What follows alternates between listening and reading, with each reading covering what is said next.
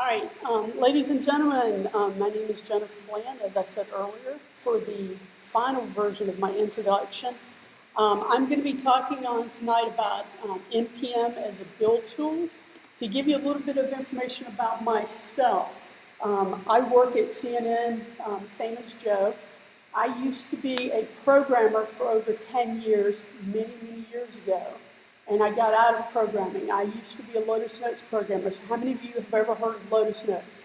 Okay, now how many of you are still using Lotus Notes? Now you have an idea of why I stopped programming. I started an internet marketing business that was very successful. It allowed me to retire at the age of 51. About 18 months after retirement, I walked into a Barnes & Noble bookstore, picked up a book on JavaScript programming. You know, when you walk in the door, they have a clearance rack. You get a book on JavaScript programming for $1. I picked it up. It's the best dollar I've ever spent. I spent a month going through it and learning JavaScript programming. And then I had a choice to make, either keep just doing what I was doing because I don't have to ever work again a day in my life and just not do anything, or I remembered how much of a passion I had for programming when I did it for over 10 years, and I decided I wanted to get back into it. I went through a coding boot camp, just like General Assembly. I went through Hack Reactor, which is based out of California. I did their online version, graduated last year in June. Exactly 30 days after I graduated, I started working at CNN as a software developer, and I've been with them ever since then.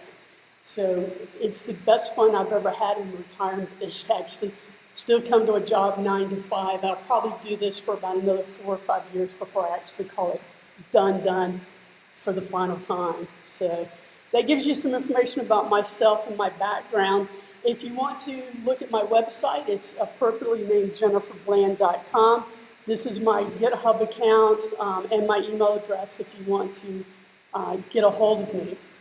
So talking about NPM as a build tool, you know, the first thing you want to know is exactly what is a build tool. A build tool is basically the pipeline that's going to take your code that you've written, build it, compile it, and get it ready for deployment to a production server.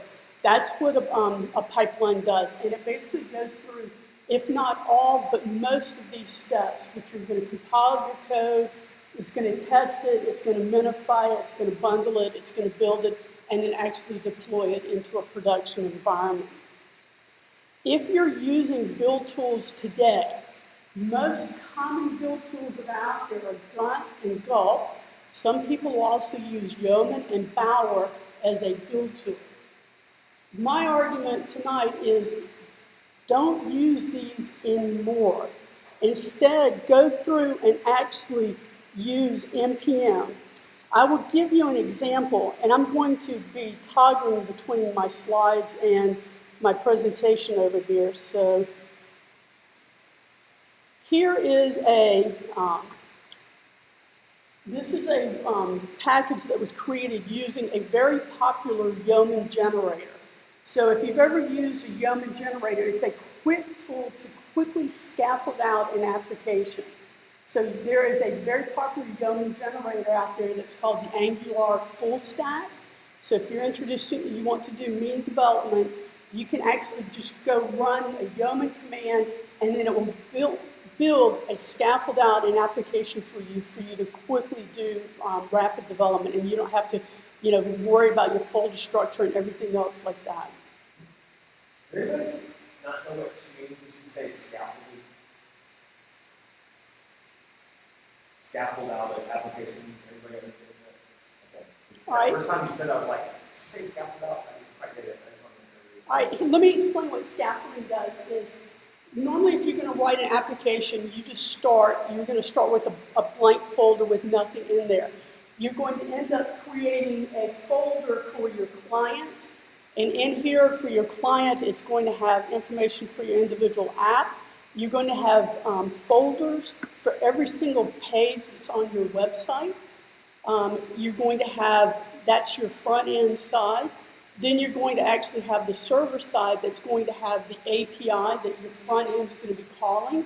So you have to build these folders if you want to do any type of authentication. You have to include that in there. By running this Yeoman generator, it built all of this for me. Well, except for the folders for the individual pages. But then you just run another command and it actually puts that on there. And in a matter of like 5 minutes, I've got the backbone of a working application ready to go. So that does it. This is the #1 Yeoman generator that's out there for the mean stack.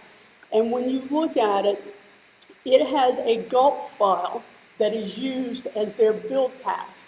So if you're used to using, Gulp, this generator by default will create a Gulp file that's a total of 655 lines long. 655 lines that is going to compile your code. It's going to lint your code. It's going to bundle your code. It's going to minify your code. It's going to uglify your code. It's going to push it to, GitHub. It's going to deploy it to production server. It's going to take 655 lines to basically do those 6 tasks for you. And what I'm going to do is walk through a process of how to do the equivalent of these 655 lines in less than 24 lines in an NPM, using NPM as your build tool. So, coming back over here, as I say, what I'm going to do is basically show you how to do it using NPM as your build tool. And you might ask, why would I want to use NPM? Because everybody tells you to use Grunt or Gulp and everything else like that. And the main reason why is, as you can see, you've got 655 lines that you have to know how to use and customize. And if you make a change, you've got to go find it in that file to make that change and to update it. Whereas if you want to do it, and I'll come back over here and look at, if you look at the package.json, in here you have the dev dependencies. These are the modules that you're going to install in your application to go through in order to build it. And if you start looking at it, this is a plugin, this is a plugin, this is a plugin, this is a plugin. All of these are plugins. You keep scrolling down. All of these are plugins. And you get down to approximately right here. All of these are plugins that you need in order for this application to run. So if you give it to somebody else to use, they're going to have access or install every single one of these plugins before they can run your code to be able to use it. Whereas on the other hand, your code is using NPM already. So why not just use that to do the equivalent of what all those plugins were doing, those 600 plus lines were doing, just put it directly in there. So in order to get started using NPM, it's very simple. Get my command line open. I'm going to, let me see what I have, make a directory. I'm going to call it test. And I'm going to do an npm init. And it's going to ask me some basic questions to get me going. I'm going to give it a name. It's going to be test, basic version.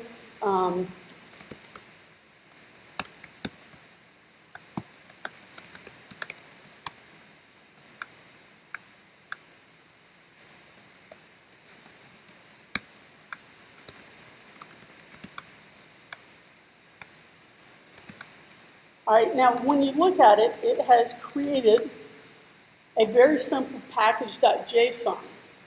When you're building scripts with NPM, they're going to be in this section right here that I'm highlighting. If you can see that, it's got scripts, and by default, just by running npm init, it's going to stub out one script for me, and it's going to be test. All right, if you want to go through and be able to run a script using NPM, there are 2 different ways that you can run it. You can do npm run-script and the name of the script, or you can just do npm run and the name of the script. So it's up to you. I'm a very bad typist, so I usually just use npm run in order to get something going. So if I want to run this script right here, it's called test. To run that, I would just say npm run test. And it runs and it tells you, echo out, that no test is specified. It gives you the rest of this information simply because in my test, I have this ampersand, ampersand, exit 1. If I took that out, you're not going to get all that extraneous information. You're just going to get echo that there is a test that's been done. When you go through and you run NPM scripts, you have also what's called well-known scripts. These are scripts that almost every application uses, and so NPM has built-in shortcuts that you can use for those scripts. So previously I was telling you if you wanted to run that test script, you just run npm run script, or you could have run the long version, npm run -script space test. But there are shortcuts that NPM has built in for these well-known scripts. So for example, you could have run just npm test. You didn't have to put the run command in. You could abbreviate it to npm tst or run npm t. So if I do that, I can just run npm test, and I get the exact same information that I got if I run npm. And I can run npm t, and I get the exact same results. There are a couple of other well-known commands where you don't have to actually do the run command, and you can just do them because NPM has built in shortcuts for them. They are the npm start command, the npm stop command, and then the npm restart command. Okay? When you create a script, you can actually create what's called a pre-hook and a post-hook. And a hook is nothing more than a script that has the exact same name. So the script that we had by default when we ran npm init was test. So if I wanted to create a pretest, a pre-hook, I would take that name test and prefix it with either pre or with post. So we would have pretest or post-test. So you can see here that you would have pretest and post-test. So if I come over here, I got all these lined up. In here I have basically a very simple test thing that's right here. And let me come down here to 2. Now what I can do is, actually let me come back over to 1. If I wanted to create a post-test or a pretest, I can type in pretest and then type in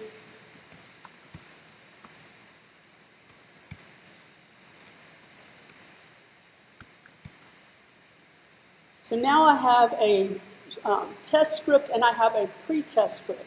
So if I run npm run test, what you will see is that it echoes out here the pretest. So it ran that first before it actually ran my test script. I could have just as easily have done a post-test, and that would have run the pretest, the test, and the post-test in that order. When you go through and you work at those, the order that you have them in your script section of your package.json is irrelevant. You can have the post-test script before the pretest. You can have the pretest after the test command. It doesn't matter the order. So when you run tests, it will know to execute them in the correct order for you, so you have them out there.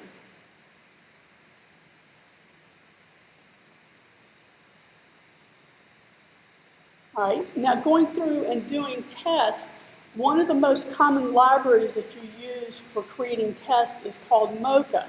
So if you want to run tests, so you would have to install them. And to install any module, you basically give it the name of the module. So for this test, I'm going to install both Mocha, should, and supertest. I'm putting the --save -dev option on there because the --save will actually save these commands into my package.json, and the -dev sets it as a dev dependency because normally you're only going to be running tests when you're in development. You're not going to run them when you're in production. So if I come back over here, come over here to my number 2, you will see in here I have already installed Mocha, should, and supertest. And I have created a folder called test, and it has in here a very simple test script out here that basically checks to see if my application as it runs returns, a hello world, so that you can actually see that. And in here in my package.json, I have the script to do my test. So if I run npm run test, it comes back and it actually gives you, let's pull this up a little bit. It actually shows you that it ran the test, and it gives you the output of that test that's available to you.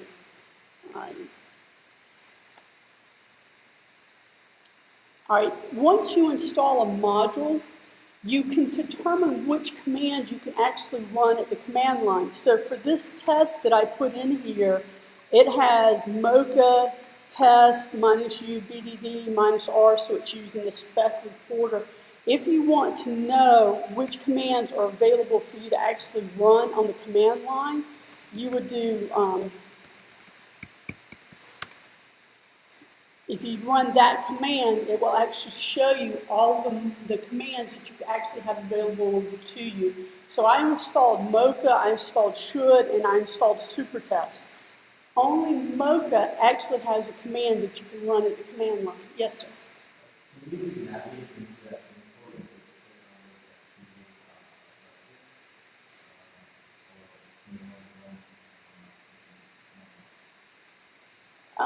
I don't know the answer to that question, but let's find out.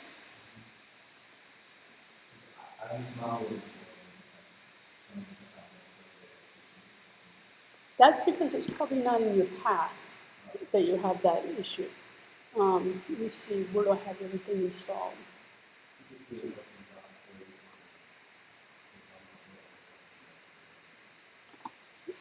So do what?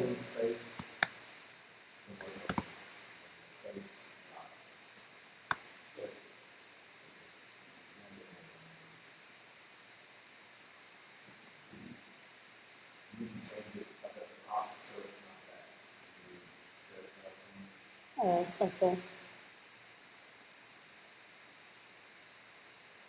So yes, it evidently did something and then immediately stopped. It's executable. It's looking for a command. It's looking for a command line argument. So if you were to execute it from Finder, you're not providing those command line arguments, so all it is executable. Okay.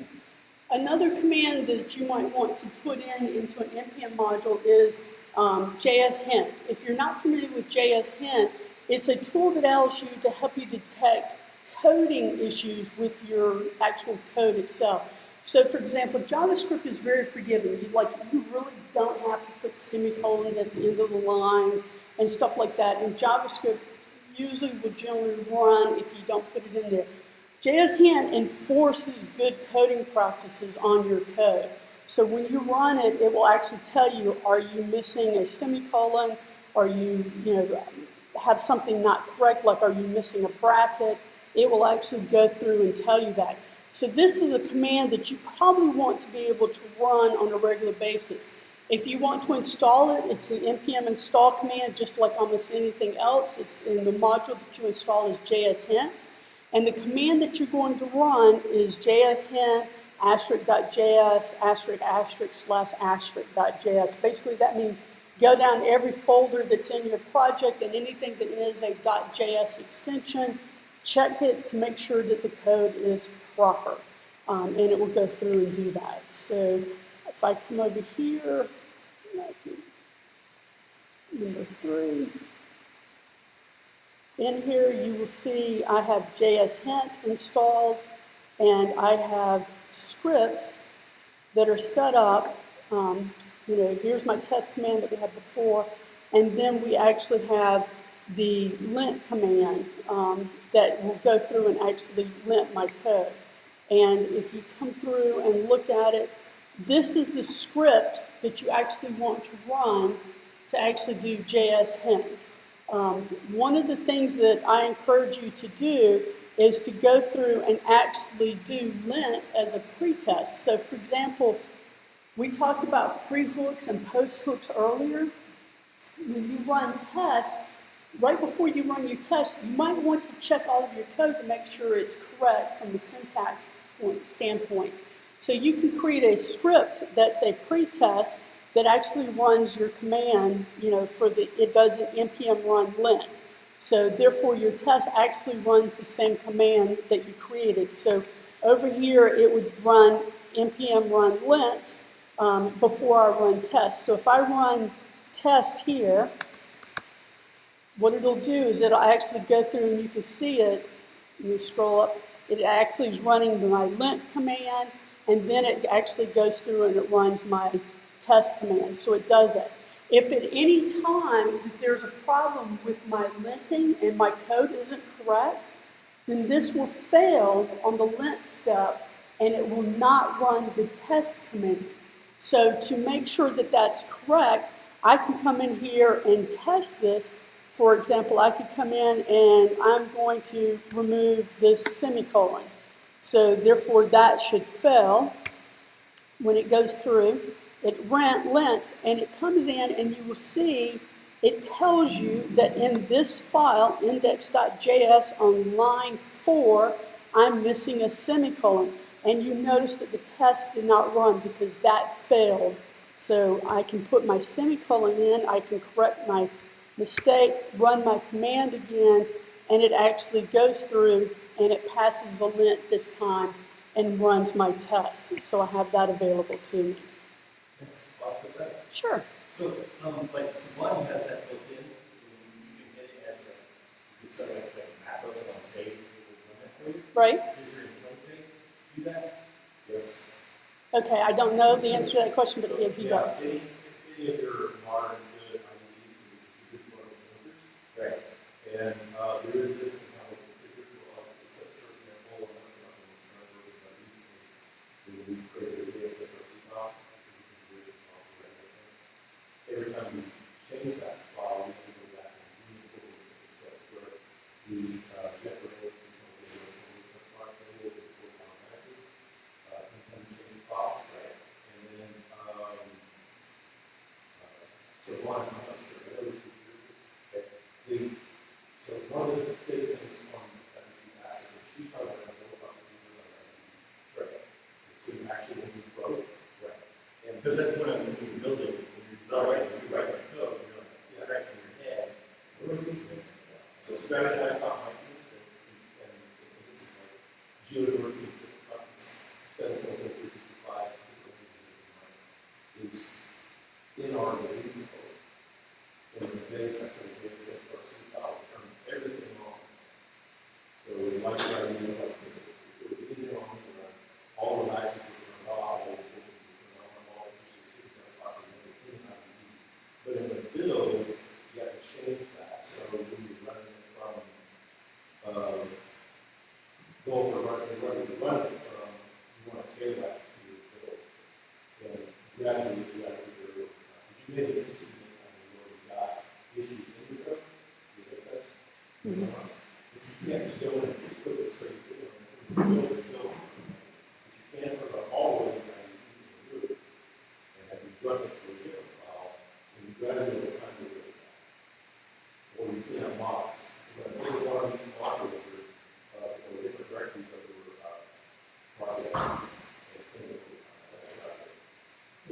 So they don't have to be saying this all the time. They put it in the repo. Right. I think it's script in the repo works really well. Yeah. And then have that in your IDE. What you don't want, regardless if you turn it all wide open, you're not sure now, what you don't want is nothing in your IDE. You hit the build server and you're going, damn thing's still not building, I can't figure out why. That's what you want. So you really want to get it to where you can, we match ours at work, but there's the reality is we do a lot of greenfield, so we can start from scratch saying, this is the policy you have to adhere to. But we have other things that we had to take it down on the build server. There's a lot of code that came back. Yeah. All right, so everybody fasten your seatbelts. In 20 minutes, I'm going to cover both server-side scripts and front-end scripts. So remember that 650 lines that are in that Gulp file that we looked at earlier?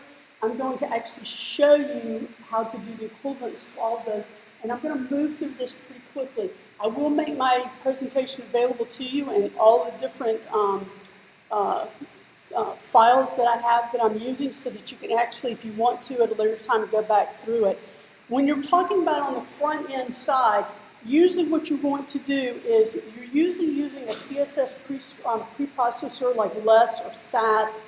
When you're ready to build, you need to compile that less code to CSS. You need to Browserify, you need to uglify, you need to minify, maybe bundle it all and get it ready for deployment to go through that. So to go through it, I'm going to go through this pretty quickly. To install less, it's an npm install command that you have to do it. Remember that command that I gave you that shows you what commands are available to you. Less has a command that's called less-c. And the way that it works is that you basically tell it where is your less file and then where you want the file to be output. Normally by standards, your public directly is usually where your outputted file goes. So what you want to do is you will create a script that you're going to be called very simple build.less. And the only reason I call build is because I make a standard of all of my front-end scripts are prefaced with the word build. I will use a different prefix for all of my server-side scripts. So when I'm looking at my scripts, I can tell which one belongs to which. And basically, I take that command that I had, and I put it directly into my script that I have available to me. And what that will do is actually compile my CSS code down to CSS. Now, the next thing I want to do is get ready to bundle my code. I use Browserify mainly to do the bundling of my code. To install it, it's the same thing for pretty much everything around here. You just do an npm install. The format for Browserify is very similar to the command that you use for less, in that you tell it where your files are and where you want to output your files. So you go through and do that, and you can create a script. Notice how I use that same idiosyncrasy where I use build as a prefix to the script, and I call it build bundle. And there's that command. I just copy and paste it directly into my script so that I have it.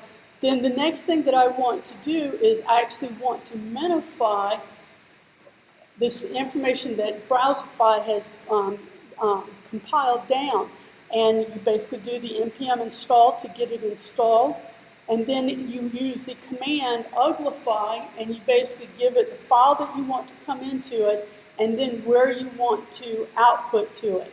I'm using the commands MC, and I think that is I think it's what mangle and compress. I've got it, I think, on the next slide exactly what that means. So what I'll do is I create a script here that's called build uglify, and I put that information in. Now what you'll notice that there's something unique about this command. It's basically telling it to go get in here my app.js file. And if we go back and we look at our Browserify command, it's basically looking at the same file. That's really not what I want. I want Browserify to do its work and create a file into the output folder. Then I want to run minify on that file, not the original file. So what I'm going to actually do is I'm going to go through and I'm going to refactor that command, and I'm going to basically tell it to go through, I'm going to create a new command called build bundle. And what that does is here's my Browserify command, and then I'm going to pipe it into uglify, and then I'm going to say here's my output. And the way that this works, that whole command works, is if you're not familiar with that structure, you have a pipe command, and this is kind of like a Unix thing. A pipe command says take the output from the first command, which is your Browserify, use it as input for the next command, which is the minify that you're going to do. And then you're going to pass in certain parameters to that. And the MC parameters are mangle and compress. So I think I guessed that right a second ago. And then you have the greater than in that command that tells that the output be redirected, and this is the output from the minify command, to be directed into your public folder.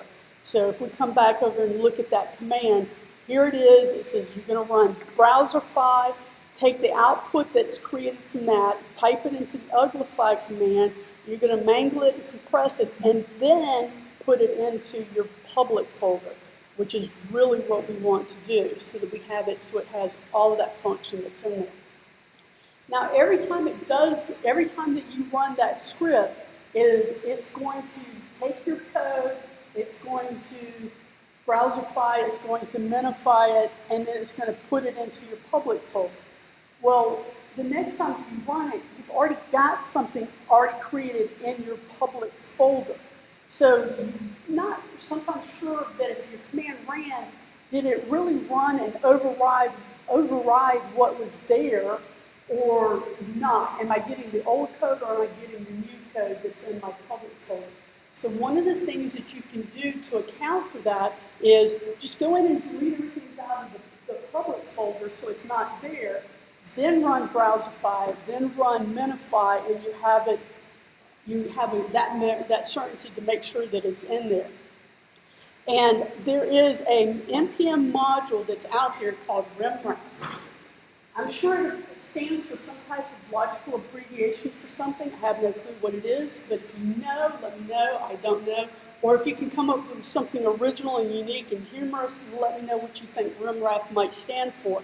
And what that does is it basically says to go out there and go into these particular folders and just delete everything that's out there. So it's going to delete everything that's in the public CSS folder, delete everything that's in the public.js folder so that you get rid of the old code.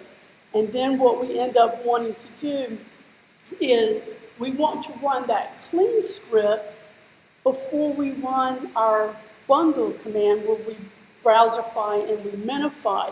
And as I said in the very beginning, you have pre-hooks and post-hooks. This is a great example of using a pre-build script. So what you can end up doing is you have your build command that you tell it to run build less, and then it runs your bundle.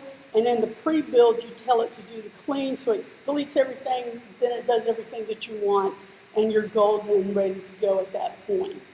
Now, if you have followed along in everything that I've talked about, we've just gone through about a dozen scripts that you can create, mainly for the front-end version on that. If you ever want to know what scripts are available in your package.json, you can run npm run, and what it'll do is it'll actually tell you, here's the name of the script, here's what it runs, here's the next script, here's the next one.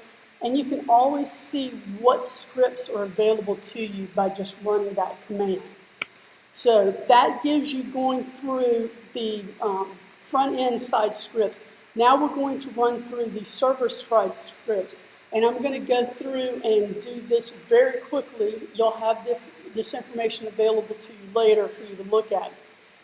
One of the things that you want to do is you want to do a watch command. So for example, you're doing development and you basically go through and you've made a change to your CSS code. You need to basically compile that less code into CSS. So you might want to run a watch script. A watch script goes out and checks to see if you've made any changes to less. Once it sees that you've made those changes, it will then automatically compile your code directly to CSS so that you can see that result in your browser immediately. So some of the products that we've installed so far have the ability to have a watch feature built into them. Mocha is one that has a watch feature built into it.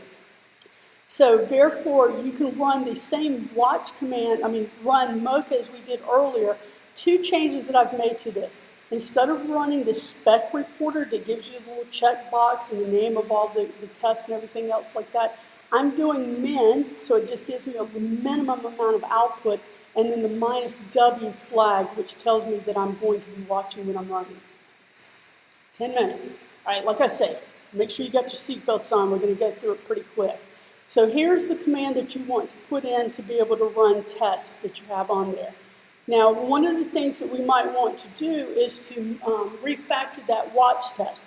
We were running it using the Mocha command. Remember earlier we created a test script that actually ran that. So now what we can do is we can do a watch test that basically runs the test script that we already have and sends its output to the watch and overrides the reporter to use the min reporter. All right. Now, if there is a module that you've installed that does not have a watch feature, JS Hint is an example. There is an NPM module that you can run that's called watch. And what watch will do will actually watch the code for you since the module doesn't have that built into it. So for watching, let's say for linting, as you're developing and you're writing code, as soon as you save your code, you want it to actually lint your code to make sure everything passes syntax correctly. So you could run a script called watch lint, and basically you install the NPM module watch, and you tell it what script that you want to run. So you say watch, and you tell it that you want to run the lint, and the period there basically says any change to any file that's in the current directory or below, so that you have that available to you. Another thing that you want to do before you get ready to deploy is to go through and you increase the version. Most versioning in applications are using semantic versions where you have a major, a minor, and a patch version. This gives you an information about what each one does. If you want to write a script that updates either the major, the minor, or the patch version, you can just run a command here that would be like version, major, minor, patch to be able to put that in there. Now, the next thing that you want to do is now that you've made changes to your code, you want to be able to deploy that up to GitHub, that you're using for your repo. Normally, the command that you type in a command line is git push origin master. If you're working on a branch, then of course you would replace master with the name of your branch. You can actually create a script that does exactly that, and I'm going to call it push origin, that basically goes out there and it pushes it. This command is a little bit different is it uses the -- tags because it also incorporates the version commands that I just showed you so that every time I deploy it out to GitHub, it updates the version information that's there. Yes? Why are you using edit? I don't know. I would argue Just use origin master. edit is whatever branch you're on. So if you're on the data branch, you're listing that branch. Master. So you should put master. Thank you for that. All right, now, next thing is deploying your application. So you've done all of your front-end scripts, you've done your server-side scripts. Now you need to deploy it. For this example, I'm going to actually talk about deploying it to production, and production being Heroku. If you've never used Heroku, the first thing that you want to install is the Heroku toolbelt, and you can download that from toolbelt.heroku.com. And in order to do that, you just do the command Heroku space create space and the name of the application that you want. You can leave the application name off, and Heroku will create this jollously crazy new name for you for your application. Yes?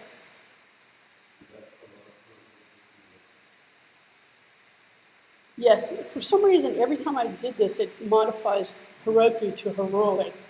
So I'm sorry about that.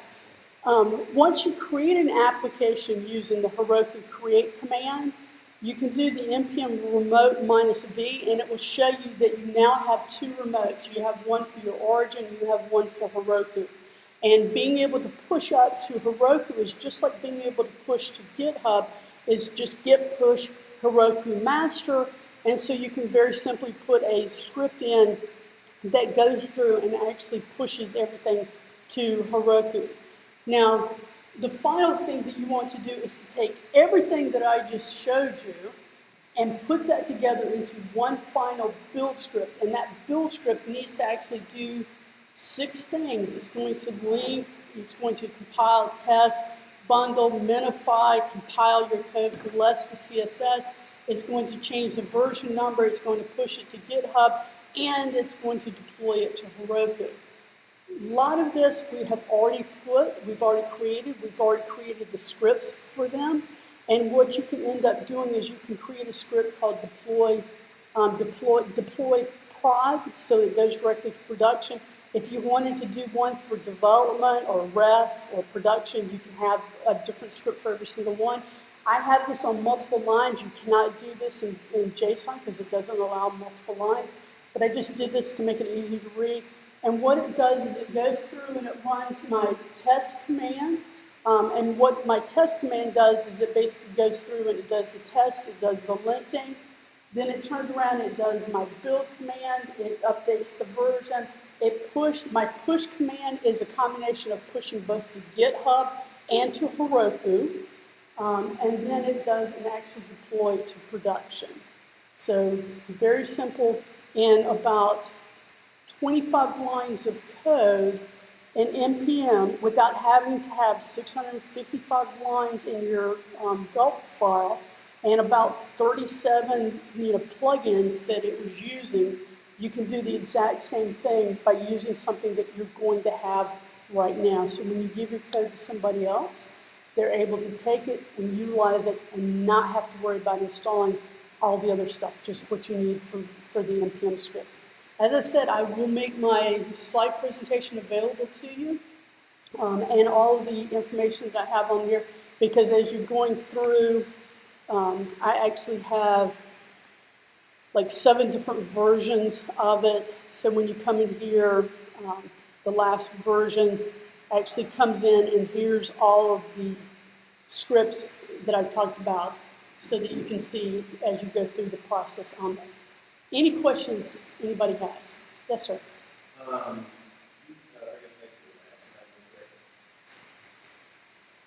So, my experience,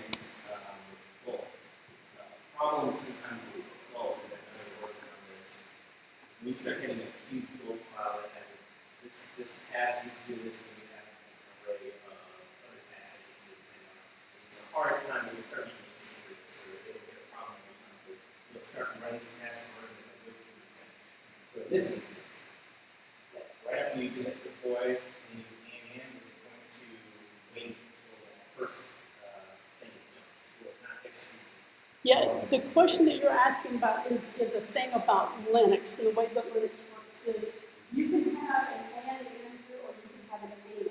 And the difference between those and executing Linux commands is it will run this command, and then it will wait this next command, the second command, and run build, will not run until this one completes successfully, meaning that it completes without a return code that's other than 0. So therefore, that's what the and is. If instead, if I had just done a single ampersand here, it will run these 2 commands simultaneously, so that they're going side by side. And if one of them or both of them fail, and then I have like and after that, then this one will not run, or anything below that will not run. So that's the difference between using a single ampersand and a double ampersand. Yes, sir.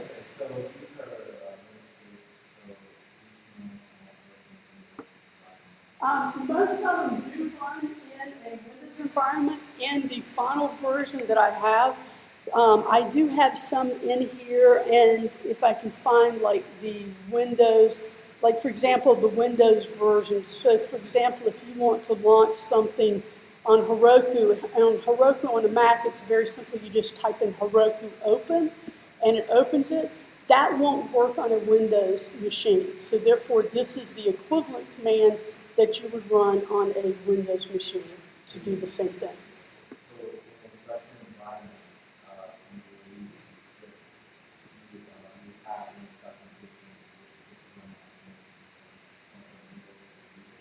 If I had very good documentation, yes, I would have that document. sometimes my documentation may not be as good as you might want, but normally in our environment at work, all of our builds are built using Unix machines, Linux machines, so therefore I don't have to worry about the Windows versions of it. In Windows 10, you can actually install Flash right now. Yes. Yeah, so everybody's going to make it. I guess I should make it right now. But, I'm curious, have you tried it? Because these are Bash commands, really, so. Yeah, It's it's surprising. This stuff works in my I went through the whole class in Windows. Like, Well, I know Node works. I'm talking about specifically for syntax here and stuff. Like, I don't think the things are able, I don't think it's a Linux thing, it's a Bash thing. Yeah, and I think on these commands that I've given you, if there were ones that particularly would not run under Windows, I've given the Windows equivalent of it. So anything that doesn't have a Windows version will run as is, both Mac and on a Windows machine. Yes, sir. So, what are the, say, the bucket to develop for Gulp is that it's a global file. How do you account for that? Well, when you're saying using global files, meaning that you're being able to pass in parameters? Yeah, global. So, for example, instead of specifying, let's specify file one, I can tell it to go through this particular folder, quota out files with some extension how many levels here, how do you account for that? I have never really worried about having to write a script to do that, so if that's possible, I don't know the answer to that question. So I don't. Have never done that. Any other questions? All right, thank you so much.